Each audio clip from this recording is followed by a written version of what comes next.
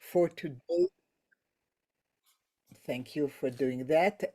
Before I start the second collection, since most of the people have been here last time, it is my minhag, my custom, to start classes that are not the first one, to ask if there is any lingering business from last time, an insight, a question, a comment, something that came up that you would like to share with me and with the others at this point, or something that you want to make sure I will address, like something came up and you need to make sure that I will address something that is on your mind. Let me know about that right now if there is anything like that.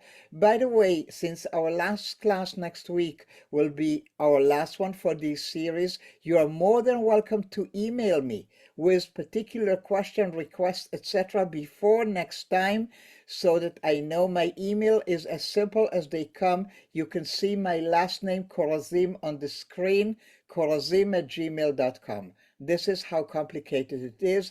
And Rachel, when you have a Merav, maybe I can ask you to put that in the chat for people to copy. And please, here we go. By all means, email me if you have a particular request for the concluding class. And without further ado, let me put my PowerPoint presentation for today on the screen so that we can start our class. So welcome members of all synagogues who are taking part of this project. It's wonderful to have you, and here we go. So I start as last time by putting on the screen the titles and also the pictures, the images of the poets or the writers whose work we are reading today. And you can immediately see that we have 4 authors or poets or writers listed here. Avital Lim, just a minute, let me go by order. So Avital Liman, Avital Nadler, Dael Rodriguez Garcia, and Esther Maharat Freeman. And you can see only 3 pictures. The reason is that in spite of what I have said earlier, we do have here a poet, a person who wrote a poem that I did not manage to locate and I did not speak to, and this is why I do not have her picture, because I didn't find her anywhere in the, I'm still looking. So you can see the titles for today, and we are going right ahead with the poem called Nowadays One Has to Check by Avital Liman, whose picture we do not have. Therefore, I do not have any background information about her, but I'm going to assume from the poem.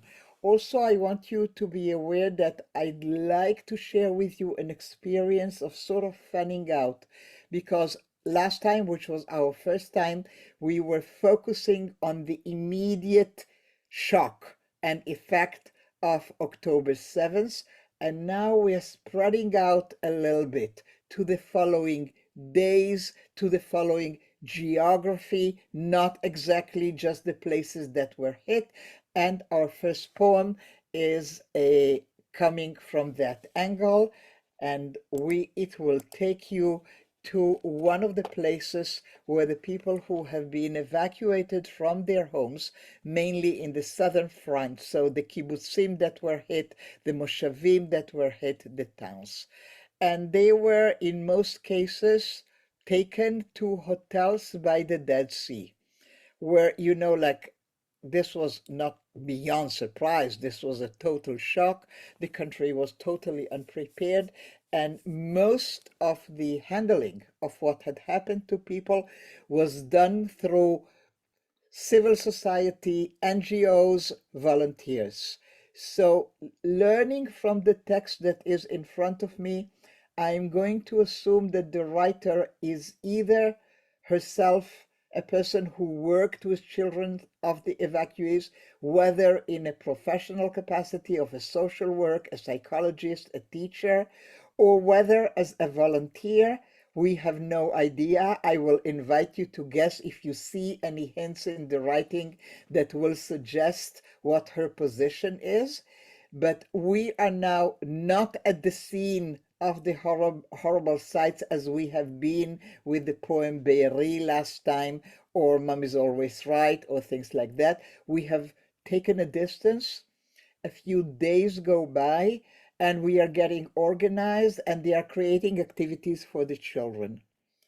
Now, a person who would come in to work with the children, create some recreation, maybe do some artwork, will not necessarily know exactly what a given child had seen or experienced, whether he or she were hiding for hours in a cupboard or a backseat or of a car, whether they have seen a sibling, a parent being or more being slaughtered, how were they taken out of the place where they hid into safety while everything around them is burning, is dead, is black, is scary. How long it took, we have no idea.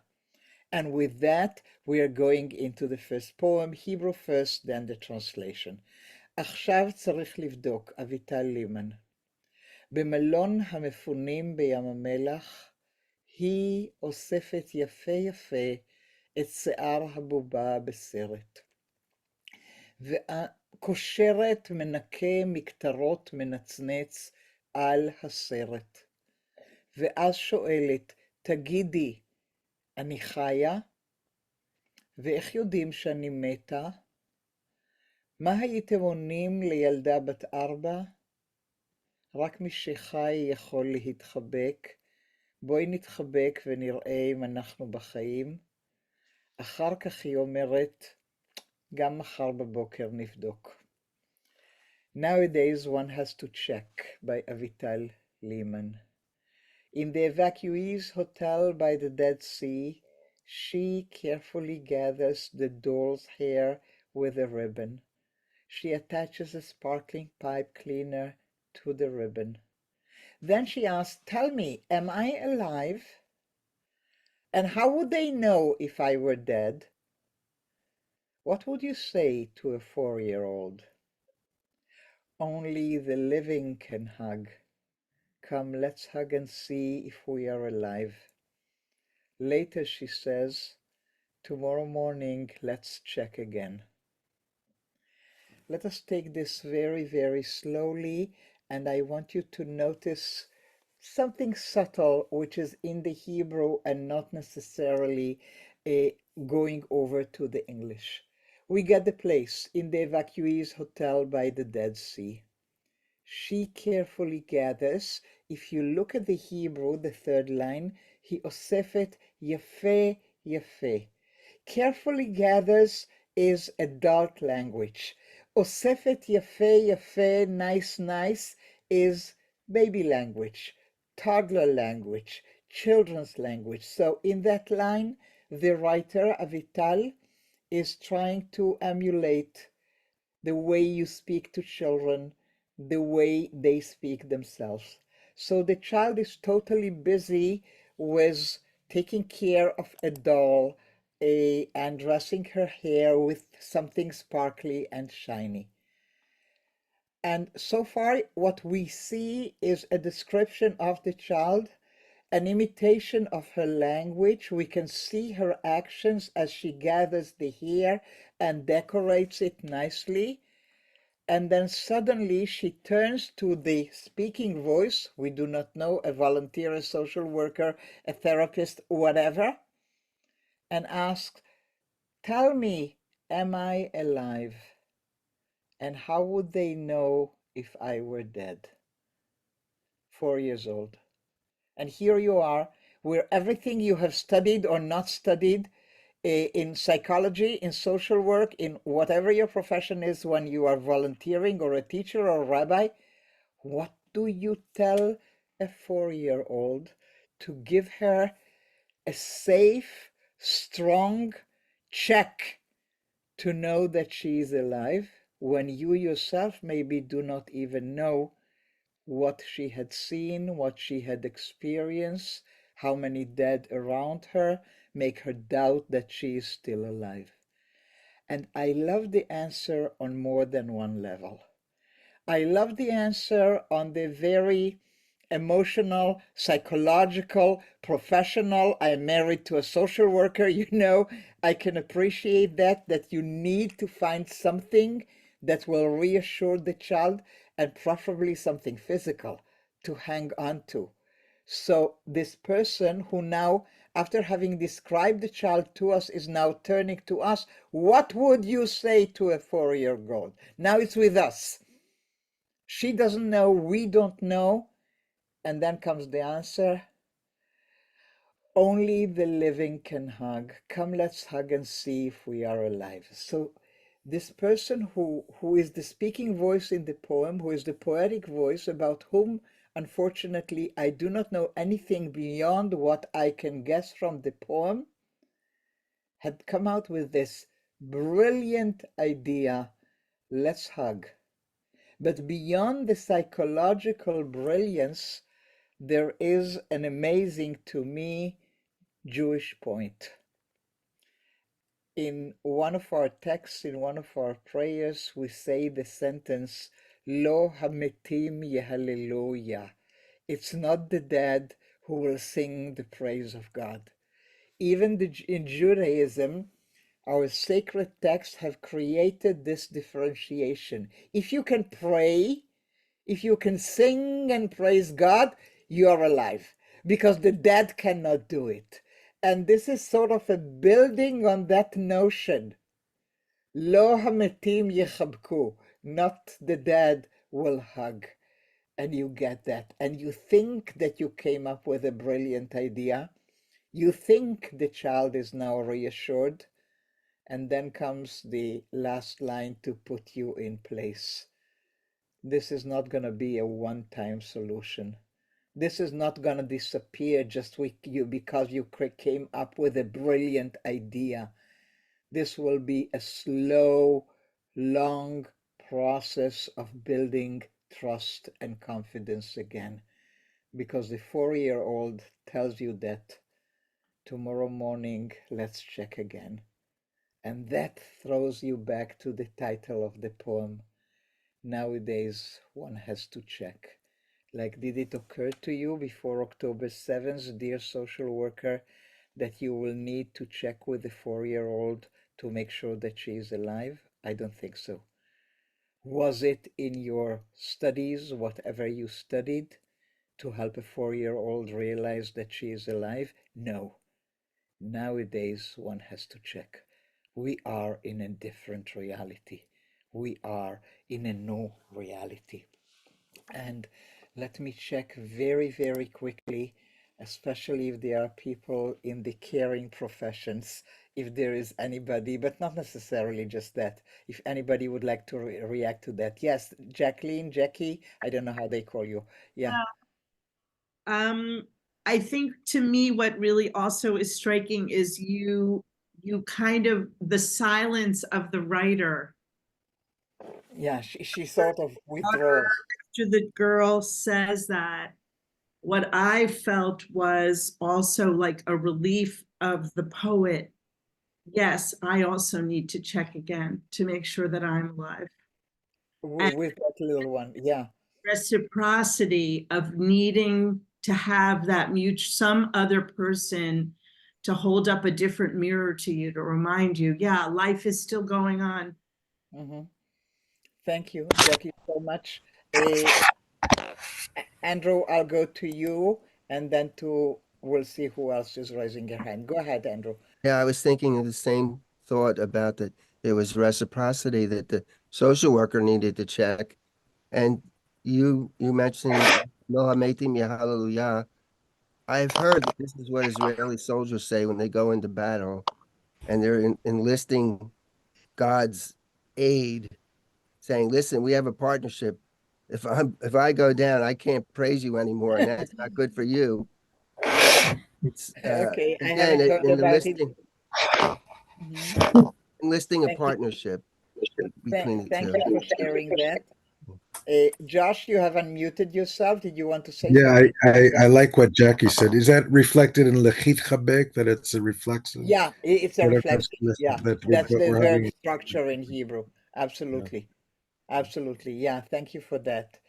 Okay, thank you everybody. I don't see any other raised hands, so we'll go to the next one. And here, just as we did last week, I want a little bit of preparation. So before we go to the next poem, which will be prayer by another Avital, who I know and know, like the way we get to know people these days.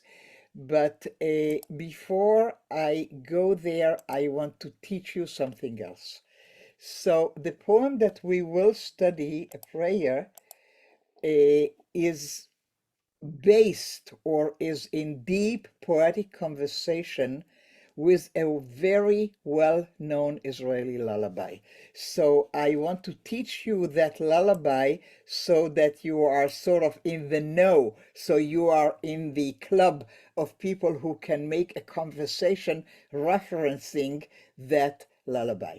So the person who created the lullaby is Leah Goldberg, a very famous, important a figure in the world of Hebrew literature. It's okay if you never heard about her, but just so that we know what we are talking about and who we are talking about. A professor, Ariel Hirschfeld, now emeritus of Hebrew U, whom I love to study with even online these days, had in one of his lectures about Leah Goldberg coined a figure of speech by calling her Imperia shel Sifrot, a literary empire. Indeed, she was born in the year 1910, as you can see, and died barely 70, not even that, in the year 1970. She was born and raised in Kovna. She makes Aliyah to the land of Israel in the year 1935 as a new immigrant, pioneer, one could say, to Tel Aviv prior to World War II, prior to independence.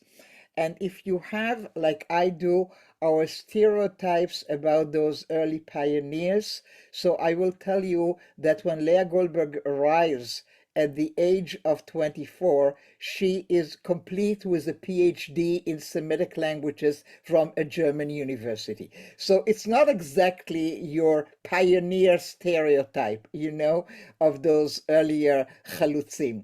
And she will write a poetry, essays, translations of the classics. She will be the person to create the Faculty of Comparative Literature in Hebrew University, and on and on and on. It's like endless, and my totally favorite poet. So we will leave it to that. Why would a person like Leah Goldberg busy herself with writing children's stories or lullabies? And this will give you an insight into pre-state Israel and to those earlier years, because it's characteristic of all of them. Bialik wrote for kids, and Chernichovsky wrote for kids, and Alterman wrote for kids, and Leah Goldberg wrote for kids. Why? Because when these people are coming with that crazy idea of working towards a sovereign Jewish state at some point, and it's all about pioneering and defending and working and toiling the land, very important. But other stuff is lacking as well. And among other things, there are going to be families, there are going to be children, they'll need to go to kindergartens and to schools.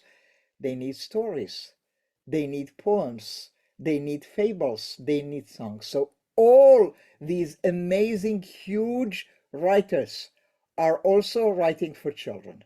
So here is the lullaby, one of a few, by Leah Goldberg. I'm going to read only the English to you because I will let you listen to the Hebrew.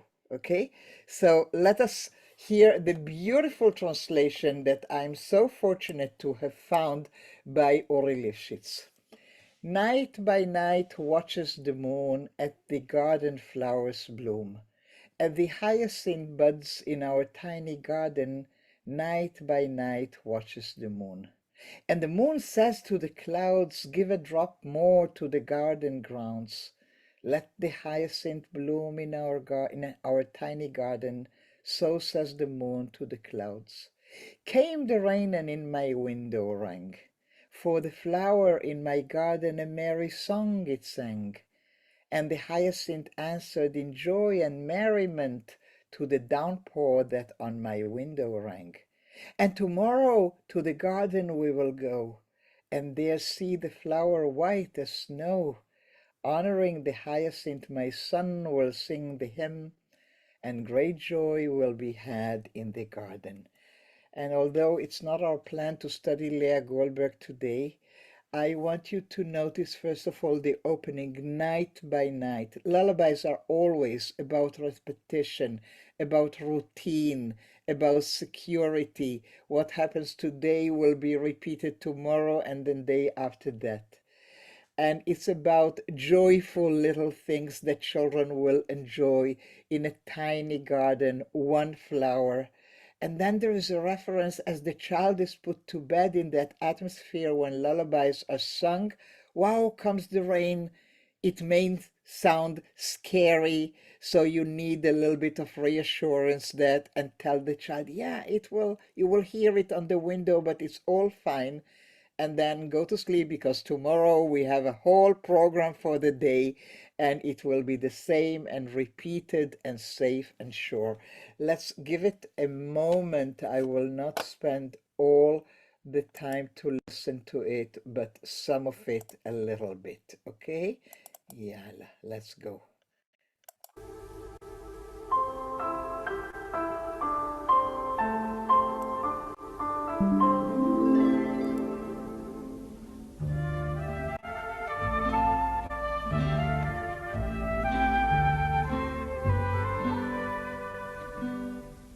לילה לילה מסתכלת הלבנה בפרחים אשר הנצו בגינה בציצי היקינתון בגננו הקטון לילה לילה מסתכלת הלבנה ואומרת הלבנה לעננים תנו טיפה ועוד טיפונת לגנים שיפרח היקינתון בגננו הקטון כך אומרת הלבנה לעננים. Okay, this will do. I just wanted you to have a little bit of a sense.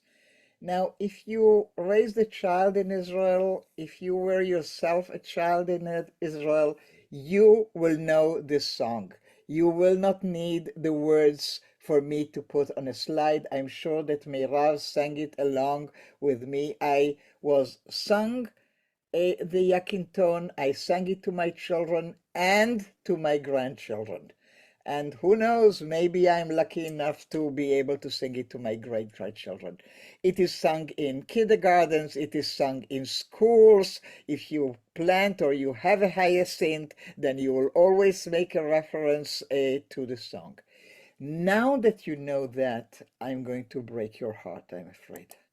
But this is what these sessions are all about our need to connect to broken hearts.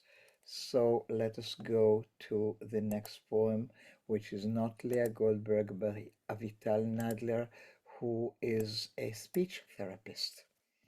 תפילה. כשתחזרי נשב רק שתינו במקלחת. את בתוך המים הרכים, אני מולך. אחפוף בעדינות את שערך, אמחק את כל זיכרונותייך, אשיר לך שיר על יקינטון, וגשם שדגדג את החלון, אנקה היטב בין אצבעות רגלייך כל גרגר של מנהרות, אספר לך על ירח שזרח כל כך הרבה לילות כאן בלעדייך. אמחה את דמעותיי מעל פנייך, ודמעותייך ישתפו בזרם מים רך, אקלע צמא בשערך, אלביש אותך פיג'מה, ורק שתינו במיטה, וחיבוק של דאגה ותקווה ואהבה ופחד ותפילה שלא תהיה הפעם הבאה. prayer. When you return, we'll sit just the two of us in the shower. You in the gentle water, I facing you. We'll gently wash your hair, erase all your memories. We'll sing to you the song of the hyacinth and of the rain tickling the window. I will carefully clean between your toes every speck from the tunnels. I will tell you about the moon that shone so many nights when you weren't here. I will wipe my tears off your face. The gentle water will wash them away. I will braid your hair, dress you in pajamas, just the two of us in bed, and the caring hug and hope and love and fear and prayer that there will never be a next time. I want to start from the end. That will never be a next time is the prayer. This is the prayer, because the hope for the return is not even presented as a prayer, but as a fact that must happen when you return. Not if, not God willing, not I'm praying. When you return. The whole poem is spoken. The poetic voice is a mother's voice who is dreaming, wishing, praying to take care of her baby. Is it clear to you that is not a baby? That it is a grown-up young woman, a soldier, a person who was in the festival, somebody from a kibbutz, one of those 19 women who are still in captivity. And this whole dream about sitting in the shower, gentle water, braiding the hair, cleansing, you don't do that to grown-up girls. This is a ceremony, a ritual of cleansing, of wiping away, erase all your memories, while I'll sing to you the song of the hyacinth. Look what this poetic mother's voice is trying to do. She needs the memory of the lullaby of the hyacinth to remain alive, while other memories need to be cleaned. Is that at all a possibility? It's a wishful thinking to be able to erase, to clean. Look at the line that is almost scary. I will carefully clean between your toes, because this is part of last rites. Because this is also an optional way of how some of these young women will come back. And then I will tell you about the moon that shone so many nights when you weren't here. Do you realize that this is still the situation? That this is not thinking about something that is over. This is happening while we are talking. Those mothers and fathers and siblings are still dreaming this dream and hanging on to this hope of being able to sing a lullaby to bring but somehow sanity, cleanliness, whatever needs to be wiped away. Dress in pajama, only a mother's hug and nobody else touching. There are so many hints here of what really needs to be cleaned. Hope, love, fear, and prayer that there will never be a next time. While we started the lullaby, it's a total juxtaposition. The whole beauty of the lullaby is the repetition, is the reassurance that it will be the same Laila, Laila every night. And here you sort of undermine the lullaby. You sort of pull out the rug from under the feet of the lullaby. No, this is not a lullaby. This is not even a prayer. These are nightmares of parents, of siblings whose daughters and sons are there. So I know that this is a toughie. Let me give you a chance to ask a question, make a comment should you want one. And you don't have to, it's just an option I'm offering, because I know how raw and painful this one is. Okay. Are you raising your head, Con? I am. Yeah, Um, go. Yeah. it is hard to say anything because it is so awful and all the images, but I was thinking of how in the face of horrendous trauma, um, we're all children. And in a sense, her talking about taking care of her child, who is in fact an adult woman, is about herself and her daughter. We're only a Tears are mingling in the poem as well.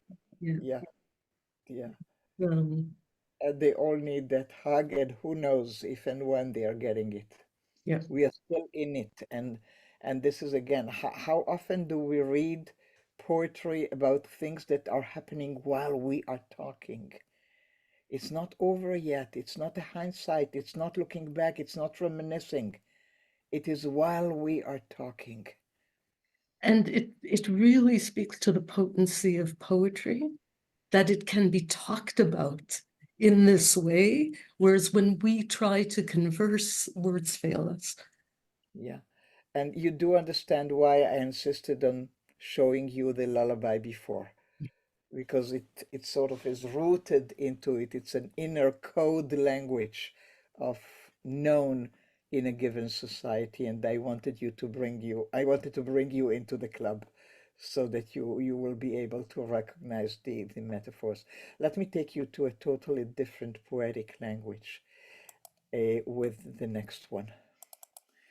So now we are moving to a different language. Poetic language is still in Hebrew. We are still discussing it in English, but there'll be a different poetic language.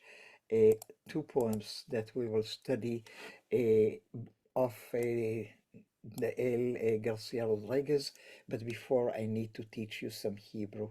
So I don't expect you to really be able to read and understand, and I have prepared a translation, but I wanted to see for you to see the Hebrew as it is on posters, on t-shirts, and then we'll go deep. I'm reading the Hebrew. כל הותר לפרסום, לוקח לי עוד חתיכה מהלב. And even if you do not have Hebrew, you see that two words are in larger, bolder letters, and all the rest is smaller. So let's see the translation. Each cleared for publication, it's three words in English, takes out another piece of my heart. So what is cleared for publication? Israeli media, radio, television, your online access to the news, whichever source, we have certain ways of conduct. And when there is news about fallen soldiers who were killed the night before or the day before, the announcement on the news will start with the expression cleared for publication, hutar lepirsum. And you know that when that is said, you stop breathing, and the only thing you want to know are the names. Who? Because we are a small country, it's very hard not to know directly or not to know somebody you know. And even if you think you do not know, before the day is over, you will find, or somebody will find you. So this particular simple expression, as we have discussed last time, the language is now acquiring different meanings. Cleared for publication, hutar lepirsum, takes out another piece of my heart every single time. What does it look like? So here's the poem, Hebrew and English, and I tried to explain verbally, and now I'll explain graphically. This is what it means. As soon as the cleared for publication is announced on television, the pictures will follow. And that is part of our psyche nowadays. Now let's read the Hebrew, then the English, then we'll talk a little bit. Dael Rodriguez Garcia is the poet, a published poet, unlike many of the others that we have been reading. הותר לפרסום כי ליבנו נשבר, ובמסתרים, בחדרים ריקים, רבבות יבבות נחנקות בלי קול, הותר לפרסום כי דמנו הותר, ונבזזנו באפלה מן היקר מכל יקר. כבר הותר לפרסום כי זיוו הקסום המבהיק, מפני זה שאהבנו קבע. אבל תחת אותה אדמה, כבר מנץ צמח עקשן משריש עד אין קץ, ונלפת אהבה. Cleared for publication by the Rodriguez Garcia. Cleared for publication that our hearts are broken. And in hidden places, in empty rooms, thousands of sobs are choking silently.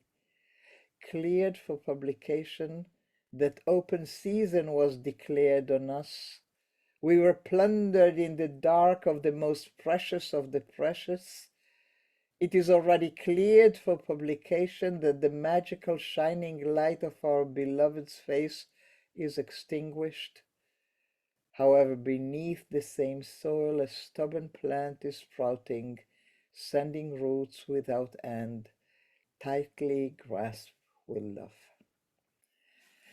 So I have shared with you the meaning of the expression cleared for publication, hutar lepirsum, and it's all about preceding the listing of the names of the fallen of the last night or the day before or something. What I haven't shared with you so far is something again that belongs to that club, the inner language.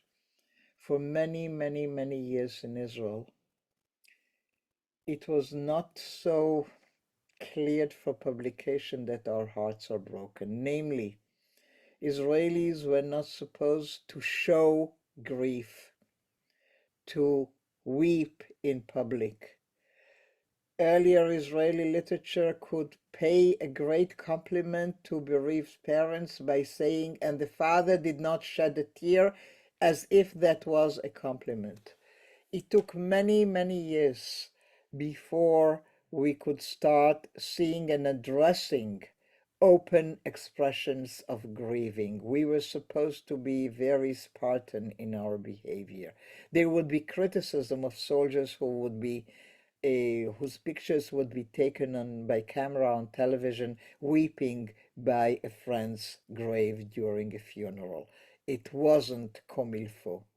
So when a male poet is writing in Israel today, cleared for publication that our hearts are broken, it's a moment to capture. I'm not saying that it's a total novelty, but it's good to hold, it's good to know, hallelujah. Women poets, by the way, were there much, much earlier before the male poetic voices in Israel. But here they are. Here is the El saying, cleared for publication that our hearts are broken. But then immediately in the next line, and in hidden places, in empty rooms, thousands of sobs are choking silently. From the cleared for publication out in the open, we are retreating back into hiding our pain. I'd like to spend a minute with these lines in the poem and also invite you into the hidden places of the translation. So we are a team of 3 people. Michael Bonin, who is in Boston, Heather Silverman, who is in Palo Alto, and myself in Jaffa. I do the raw translation of what the poem means in English. And then Heather will do the final important thing of turning it into a poem in English. And Michael and I, we have an additional role. We are between the two of us, the people who will spot allegations, hints, allusions to biblical text, to Talmudic text, to prayer, to Midrash. Being who we are, I'm very Israeli, born and bred in the Israeli education system. Michael being a Jewish scholar who lives in diaspora, who lives in Boston. There is, among other things, another difference. Being an Israeli, what they will call non-religious or non-observant, non-orthodox is what they mean. I will still, as a secular Israeli, will know my Tanakh, my Bible, because we study it in regular state schools. It has nothing to do with your level of observance. I will also be fluent in modern Israeli poetry, so I will catch allusions to those. Unlike Israelis, Michael is way better and deeper versed into Mishnah, Gemara, prayer, etc. So it's between the two of us to complete the picture. Once the translation is made with the sources and so on, we send it to the poet. And here it turned out, one of the cases rare so far, that both Michael and I have missed an allusion. And it was the poet who came back to us and said, you are missing a point here, and I'd like to do a chavrota with you and study together what I meant and where I came from. And so we created this Palo Alto, Boston, Jaffa, Jerusalem chavrota online to study the following text that we will now study together. So imagine that you are in a chavrota and Dael is your teacher and this is the text. Hidden Places is a reference to a Talmudic discussion of Jeremiah 13:17. And here is the quote. If you do not heed this, my soul will cry in hidden places because of pride. Our sages explained that God has a hidden chamber where he weeps for Israel's pride, which was taken from it and given to other nations. The sages questioned the presence of weeping, since in Chronicles 1, chapter 16, verse 27, it says that it is joyful in his place. They explain that the innermost chambers are for hidden weeping, while in the outer chambers there is no weeping. Talmud Chagiga, etc. So look what's happening. The Talmud is busy to explain why Jeremiah is saying that God is weeping in hidden places. The Talmud cannot accept it, and they need to deal with it. But what we Dael and Michael and Heather and myself needed to look at according to Dael, and we got it immediately, is that the reference is to cry in hidden places because of pride. And our sages explained that God has a hidden chamber where he weeps for Israel's pride, which was taken from it and given to other nations. The whole conversation, the philosophical, the emotional conversation about how could this happen is a conversation about being too proud, about having hubris, about being too sure of yourself and having totally lost it.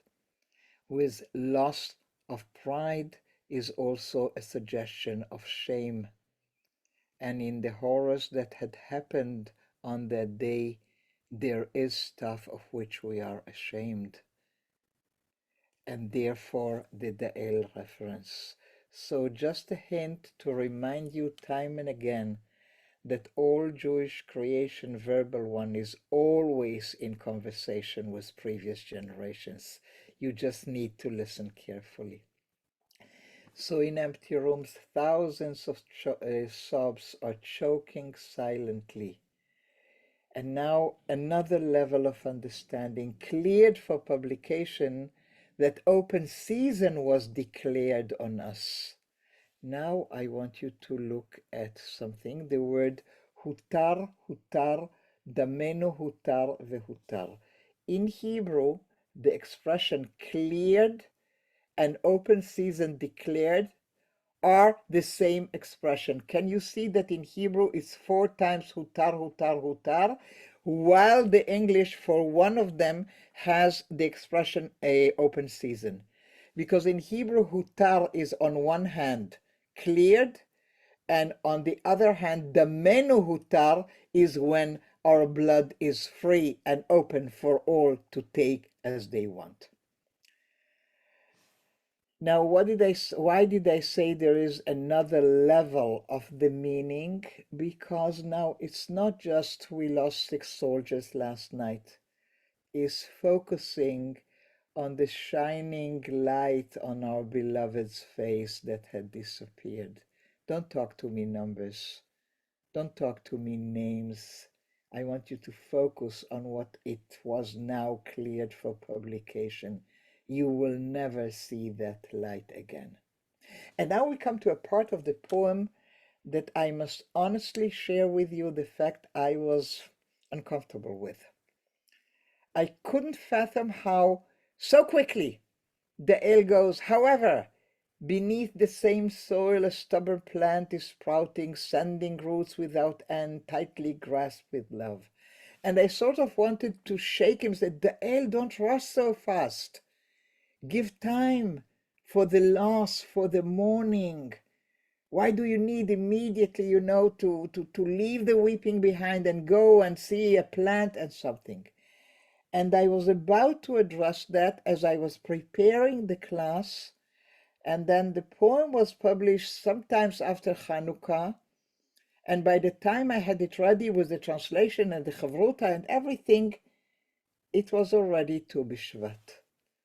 And a day before I taught this, you could see all over television how parents and families and visitors went out to the places where the horror had happened and started planting trees. So there is a thing to be said about poets, that sometimes they see before we are ready to see.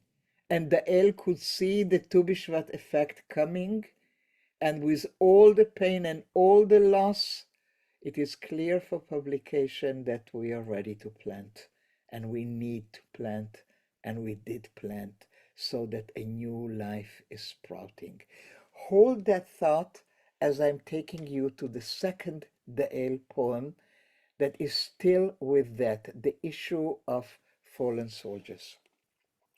Since the poem is in conversation with the notion of tzedakah, and I trust you know the notion of tzedakah and don't need me to explain it to you, I also believe that it had been a while since you gave your tzedakah by dropping coins into a box. Nowadays we write a check or we send it digitally. So I needed to bring back the image of a classical old tzedakah box from a synagogue, probably in Europe. And then two notions that we want to be reminded of. One is the notion that you will see oftentimes inscribed on gates of synagogues, tzedakah saves from death, which is from Proverbs 10:2. And of course, the Maimonides teaching that the highest form of charity is when it is given anonymously. We want to hold these three things, the tzedakah box into which in the past we used to drop our coins, because this is the main metaphor. And then those two notions that it allegedly saves from death, and it is important to give it anonymously.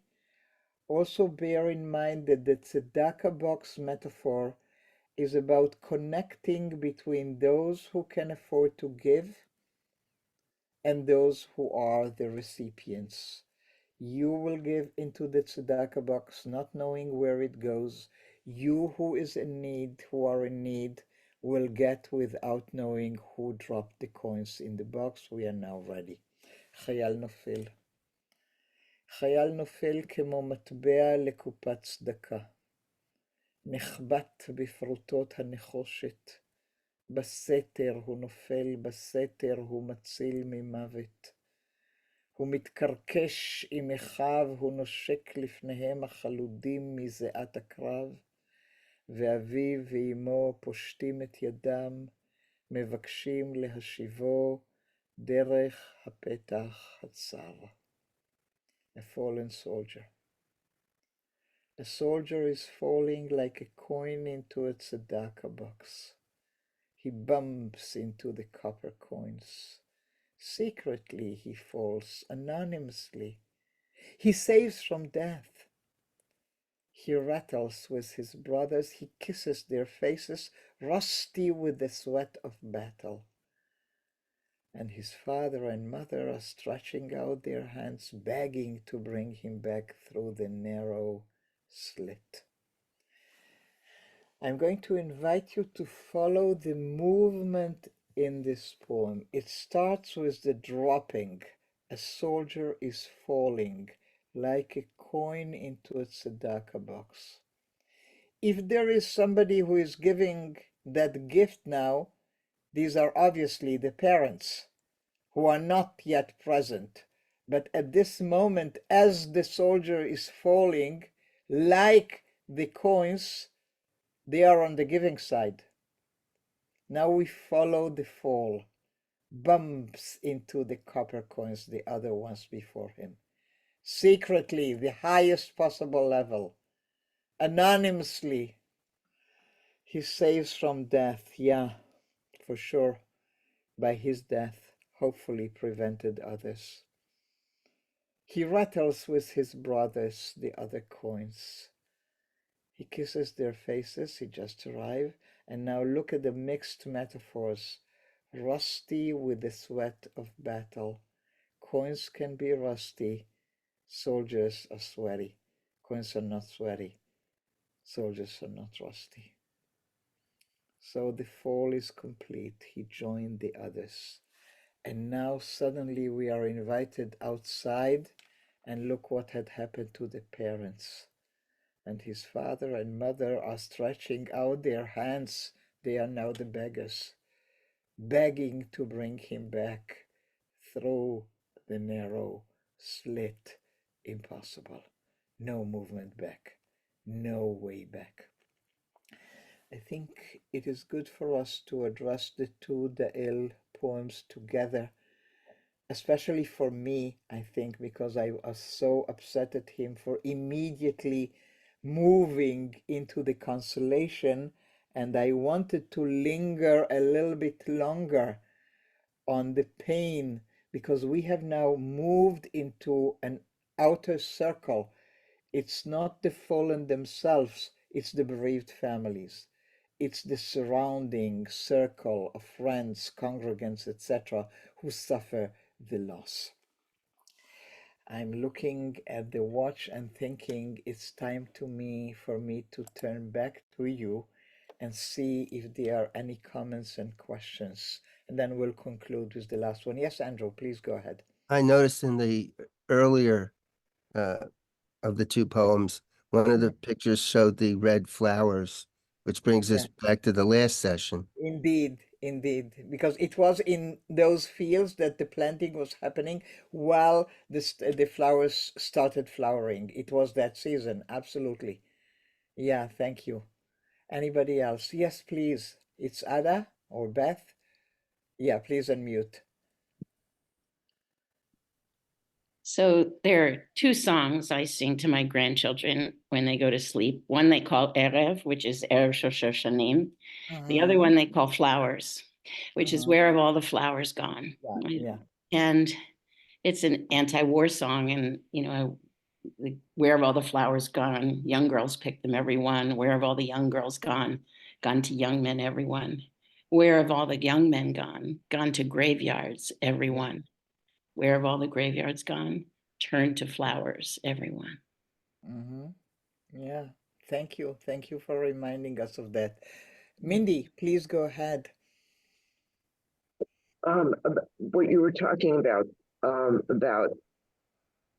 not talking, not feeling, and not expressing. Articulating, yeah. Yeah.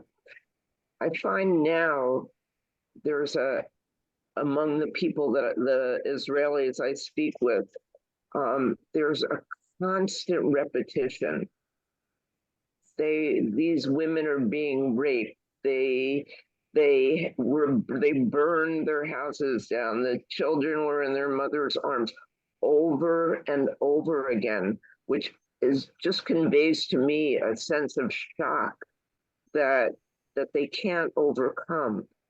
Um, and here, and in this part of the world, it was heard on October 7th and maybe October 8th, and it's finished. It's not, it's something that's been heard and it's over. And the contrast is just so tragic, and that's it. Thank you. Well, it's definitely not over on this side of the ocean. Absolutely not over. Nor on this side for many of us. Thank you. Thank you for that.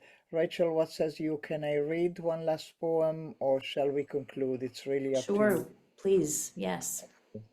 All right. So I want to share with you a poem with an interesting story behind, but I will not tell it to you before. It's by Esther Maharat Friedman, who is an educator it was very difficult to speak to Esther because every single time that I had free time, she was busy doing, and she's now accompanying her second daughter on her bat mitzvah programs and very busy and teaching all day, but finally we succeeded.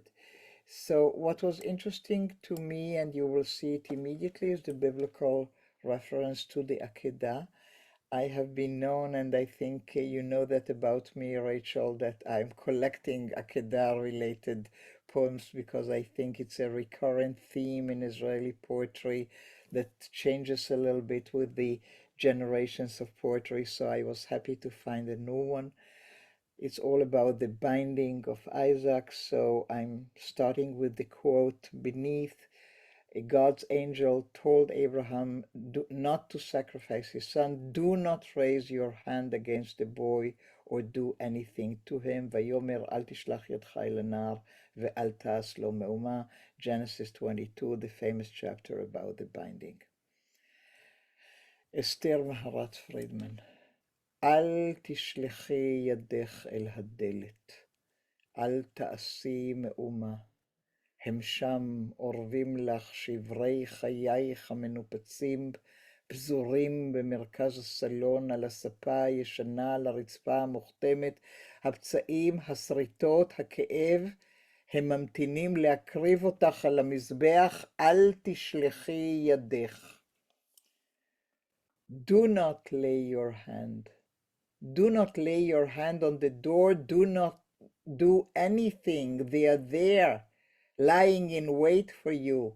The shattered fragments of your life, scattered in the center of the living room, on the old couch, on the stained floor, the wounds, the scratches, the pain.